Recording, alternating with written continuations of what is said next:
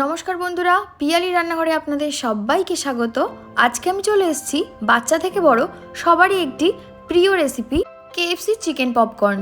খুবই easy recipe আর ঘরে থাকা কয়েকটা উপকরণ দিয়েই তৈরি হয়ে যায়। আর এগুলোকে কিন্তু আপনারা 10 থেকে 15 দিন পর্যন্ত স্টোর করে রাখতে পারবেন। তাহলে চলুন দেখে নেওয়া যাক কীভাবে বানাচ্ছি চিকেন পপকর্ন।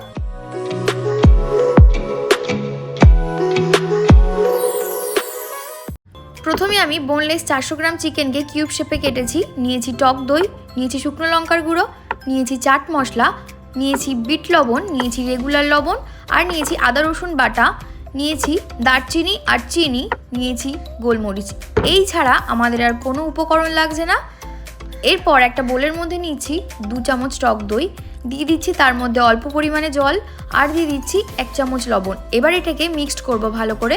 আপনাদের কাছে যদি বাটার মিল্ক থাকে তাহলে এটা বানানোর প্রয়োজন নেই, আর যাদের কাছে বাটার মিল্ক থাকবে না তারা এই প্রসেসটা করবেন অবশ্যই। আর এরপর আমি এর মধ্যে দিয়ে দিচ্ছি চিকেনগুলোকে বাটার মিল্কের সাথে ভালোভাবে মিশিয়ে নিয়ে রেখে দিতে হবে 10 থেকে 15 মিনিটের জন্য। এটা করার কারণ হলো চিকেনটা ভেতর থেকে হার্ড হয়ে যাবে না, সফট আর জুসি থাকবে। এরপর আমরা একটা মশলা প্রিপেয়ার করব। তার জন্য নিয়ে নিচ্ছি একটা মিক্সিং জার, তার মধ্যে দিয়ে দিচ্ছি 2 চামচ শুকনো লঙ্কার গুঁড়ো, দিয়ে দিচ্ছি 1 চামচ গোটা গোলমরিচ, দিয়ে দিচ্ছি 1 চামচ বিট লবণ, দিয়ে দিচ্ছি 1 চামচ রেগুলার লবণ, দিয়ে দিচ্ছি 1 টুকরো দারচিনি, আর দিয়ে দিচ্ছি 1 চামচ চাট মশলা, সব শেষে দিচ্ছি 1 চামচ চিনি। সব কিছু একসাথে ভালোভাবে মিক্সিতে ঘুরিয়ে নেব। আপনারা কিন্তু এখানে কাশ্মীরি লঙ্কার গুঁড়ো ইউজ করতে পারেন, আমার কাছে অ্যাভেলেবেল ছিল না তাই আমি দিইনি।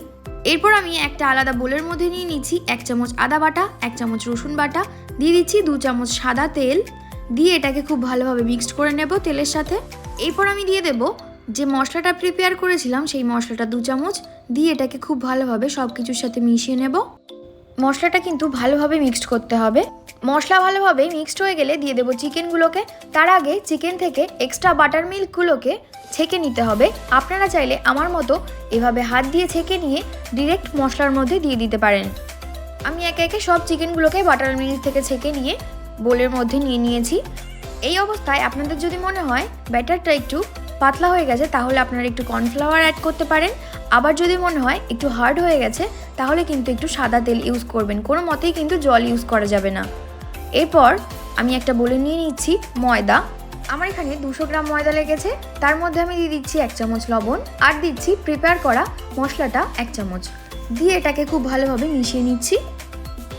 এরপর আমি ম্যারিনেট করা চিকেনগুলোকে একে একে ময়দার মধ্যে দিয়ে দিচ্ছি।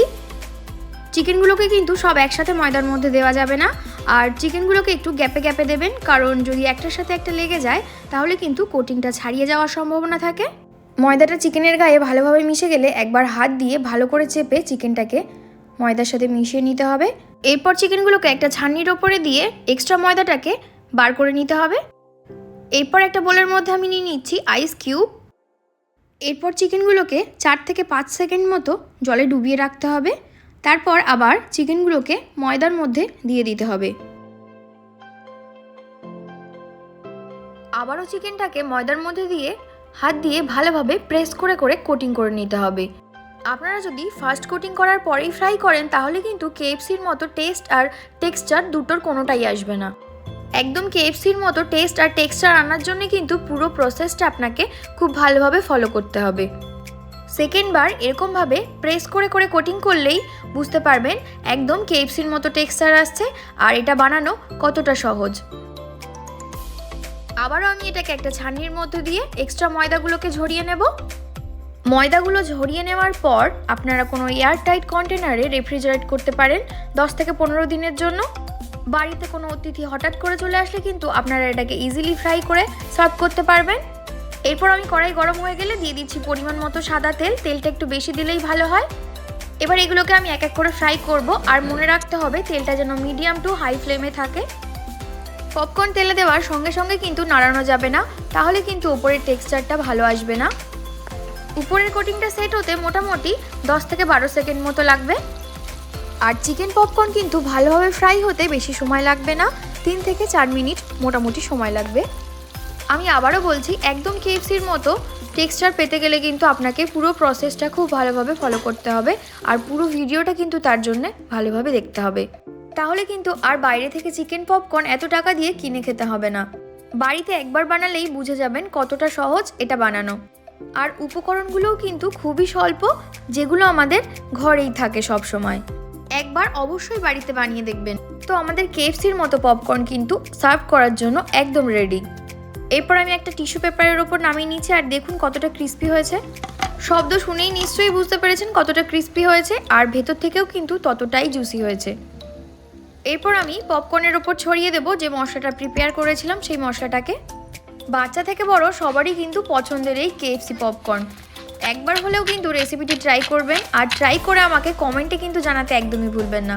আমার রেসিপি রিলেটেড কোনো কোশ্চেন থাকলে কমেন্টে আমাকে অবশ্যই জানাবেন, আমি তার যথাযথ উত্তর দেওয়ার চেষ্টা করব। আর আমার চ্যানেলে নতুন বন্ধু হয়ে থাকলে চ্যানেলটিকে সাবস্ক্রাইব করার অনুরোধ রইল। পাশে থাকা বেল আইকনটি অবশ্যই প্রেস করে রাখবেন, কারণ আমি চ্যানেলে যখনই কোনো নতুন ভিডিও আপলোড করব নোটিফিকেশন আপনার কাছে পৌঁছে যাবে। আমার চ্যানেল যারা আগে থেকে সাবস্ক্রাইব করে রেখেছেন তাদেরকে অসংখ্য ধন্যবাদ। আবার দেখা হবে নতুন কোনো পর্বে, নতুন কোনো সময়ে। ততক্ষণ সবাই ভালো থাকবেন, সুস্থ থাকবেন। ধন্যবাদ। আর এই কেএফসি পপকর্ন খেয়ে আমার বাড়ির লোকজনের রিয়াকশনটা দেখুন।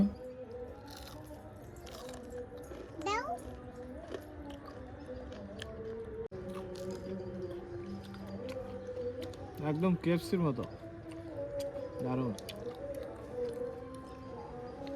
সুন্দর আছে।